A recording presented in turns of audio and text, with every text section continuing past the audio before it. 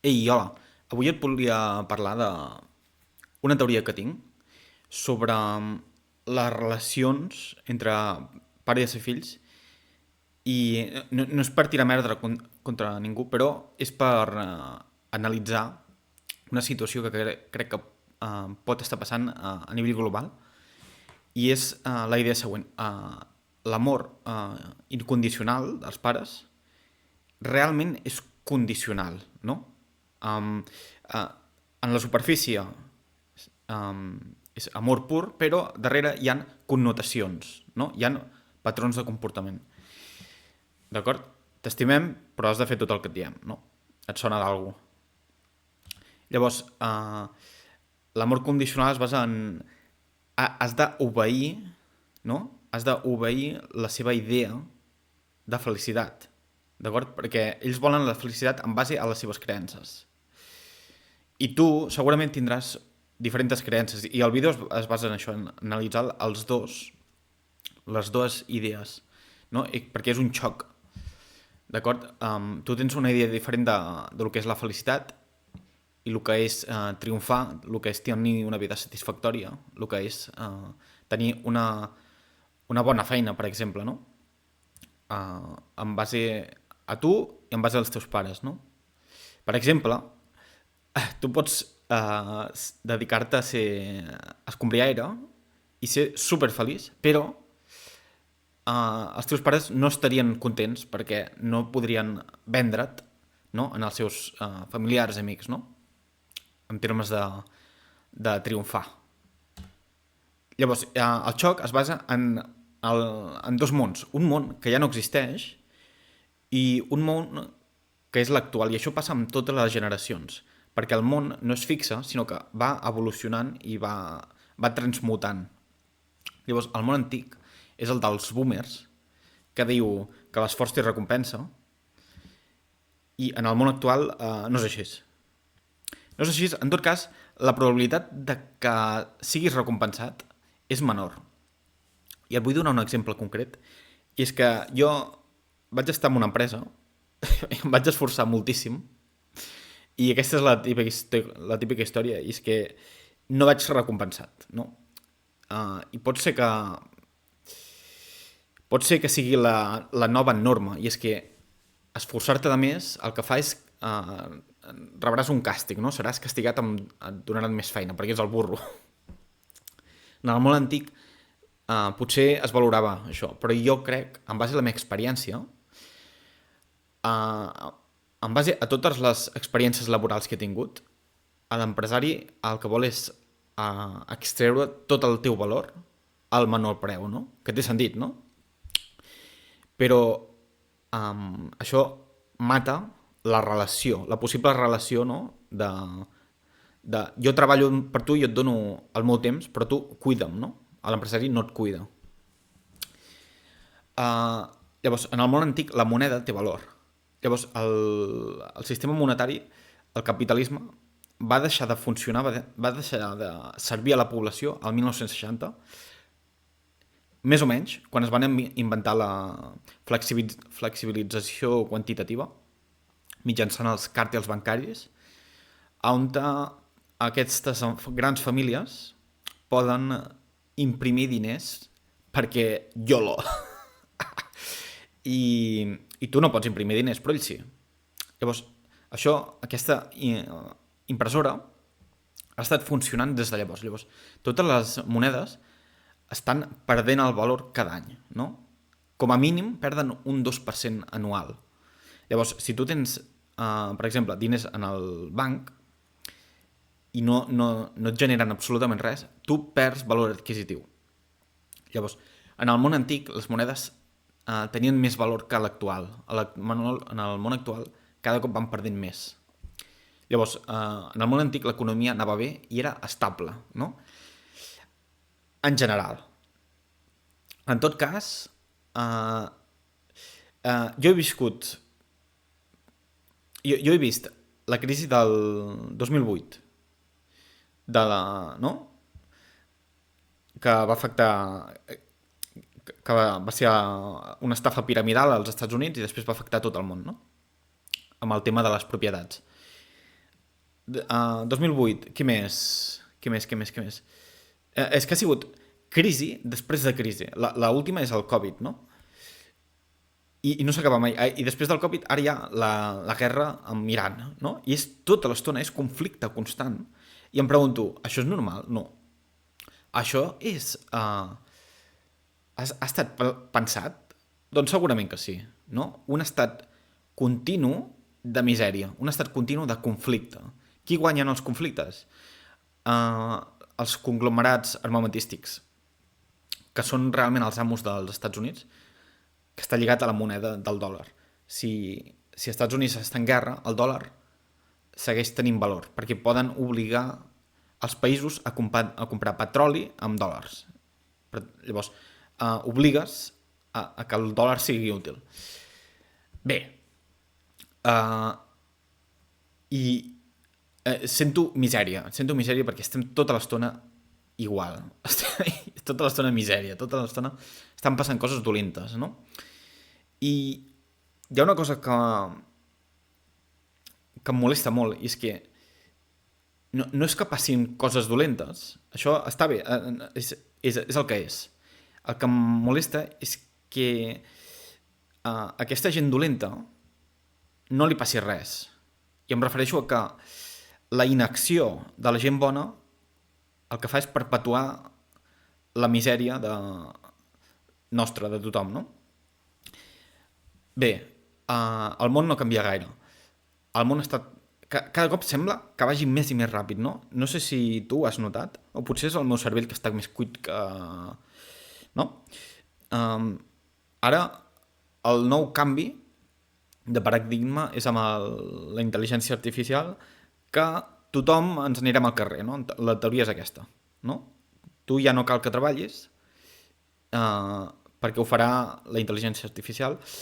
No és perfecte, òbviament, però el que em preocupa més és que cada vegada, cada 3 mesos, treuen una nova versió que és millor. I jo t'ho dic com a informàtic, jo ho estic utilitzant de forma activa, tots aquests els agents, no? Tots aquests LLMs, els estic utilitzant i cada vegada són millors. Em pregunto, ens anem tots al carrer? Ja veurem perquè en aquesta gent no els importa no els importa que es col·lapsi tot la necessitat de mà d'obra, no? Llavors això als boomers els encanta, que és que et diuen: ei, jo a la teva edat ja ho tenia tot, jo ja tenia casa, jo estava ja casat i tenia fills. La culpa és teva. La culpa és teva. No? Això és una estafa. Això és una estafa perquè... Però s'entén perquè tu ets físic, tu ets tangible, i culpar-te tu és fàcil, no? Culpar a un sistema que està totalment podrit i en la d'acord? Culpar a l'economia, al sistema monetari, no és tangible, d'acord? Culpar la corrupció és molt difícil, no? Per tant, el més còmode és culpar a l'individu, d'acord? I això ho fan els boomers perquè són dèbils i no tenen ni idea d'absolutament entendre com funciona realment el món, no?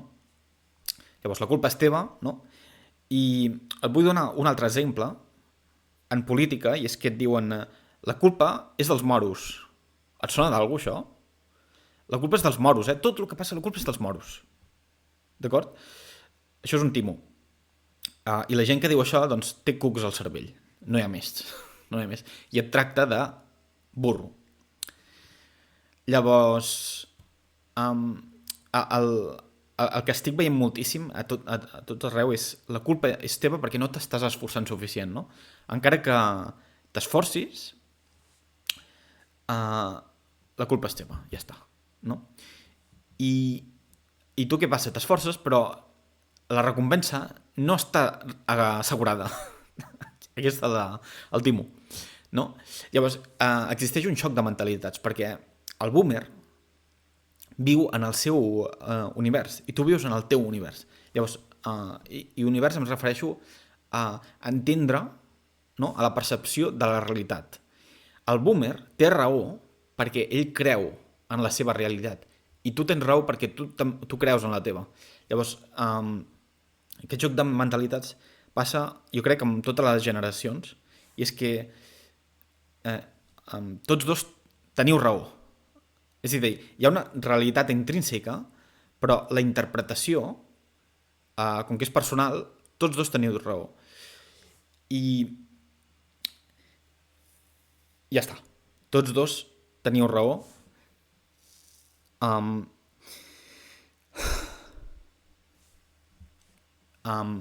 no? I això crea conflicte. Crea conflicte perquè és jo penso així, no? I per tant, tu has d'actuar d'aquesta manera. I tu penses diferent i tu penses en actuar de manera diferent. Aquí hi ha el conflicte. I és entre avis, pares, fills. I em sembla que això és des de sempre, però com que en el món actual, com que els canvis són més bruscos, adaptar-se és cada cop és més immediat, es nota molt més això. I t'ho volia comentar aquest aspecte. Llavors, la solució no és parlar, perquè en la meva opinió parlar no soluciona res. Tu no pots fer entendre en el boomer com funciona el món, perquè és molt poc probable de que funcioni. És molt probable de que el boomer digui sí, però tal, no? Llavors, la meva solució que et dono és a través de l'acció, i és dir-li al boomer, jo entenc per què penses així, però vaig actuar en base a la meva creença, que crec que és el correcte. I crec que és l'única solució. Parlar, tu pots intentar-ho, i jo et dic que per experiència no m'ha funcionat. No m'ha funcionat perquè estàs posant en dubte tots els fonaments de la realitat, no? D'aquesta gent, i és molt dur, és molt difícil, i això és trauma, no? Dir-li estàs equivocat, els hi toques l'ego. Llavors, crec que el correcte és respectar-los, però anar a la teva i tenir com a fonament fer el correcte. Crec que aquesta és la solució en aquest context. D'acord? Llavors, el món actual és meravellós. Ja t'he comentat abans. El que volen és que la gent estigui miserable, més miserable que mai. Volen reduir la teva felicitat, la teva vibració, vol que siguis submissiu, vol que et rendeixis, no? I de que tot està malament perquè ells ho han creat, no? El món és un paradís, però els humans, les elits globals, el que en fan és crear aquests conflictes perquè tu sentis misèria. Llavors, estem davant, en la meva opinió, davant la caiguda de l'imperi capitalista monetari global. Uau! Llavors, què vol dir això? Vol dir que crec que les monedes s'inventaran un nou xiringuito, segurament basat en blockchain, algo així. Per exemple, que em sembla que ja ha sortit l'euro digital, dòlar digital, no? No? L'imperi capitalista està col·lapsant. D'acord? Tots els països estan endeutats. Continuem. Guerres, corrupció, no? Guerres a tot el món, Ucraïna, Iran, no sé què, no sé quantos, no? Corrupció. Existeixen xarxes parasitàries, cancerígenes. A Catalunya en tenim, que és evidentíssim. i s'exposen gràcies al menjòmetre, per exemple, són una casta per,